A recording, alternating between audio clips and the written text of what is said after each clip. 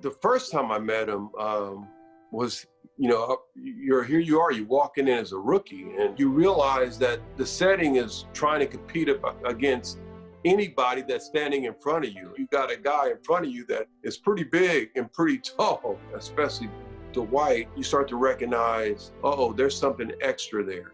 And I think one of the great things about Dwight was right away, you could tell that getting to know him, watching him play, that one, he was going to try, but two, he was going to welcome you. I think it's important to understand where he came from, in that he was not even scouted really.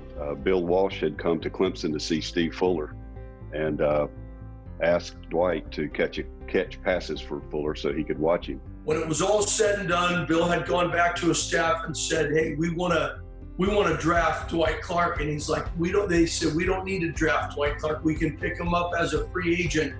But Bill was determined to have Dwight Clark on the team, and they ended up drafting him in the 10th round. The rest speaks for itself. Dwight went on to be one of the great receivers in the NFL and made the catch and put the 49ers on the map. So that was Dwight's kind of gig. I mean, he just wanted to hustle, and he wanted to try to be as good as he can. I remember one game where he had these rubber gloves, and he was catching everything.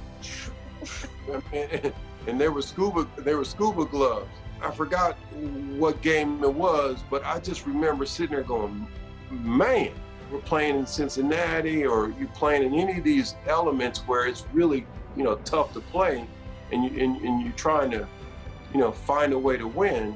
That's where, again, in life, you see people do extraordinary things. He was a lot more supportive and nurturing than I think most people would think. He wanted, at least my observation is, he wanted the best out of certainly me, but it seems he wanted the best out of everybody around him. I think if you get the best out of everybody around you, you tend to win. I think that was clear in his mind, and like I say, he liked to win. When they asked him if he would trade everything that he did and everything, he ended up with 5 Super Bowl rings, would he trade that for not having ALS?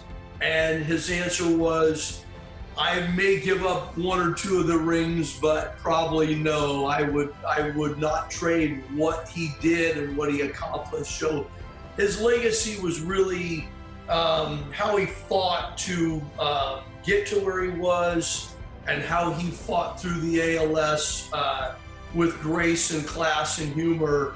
That's his legacy to me. And of course, how he treated people, really, that was amazing.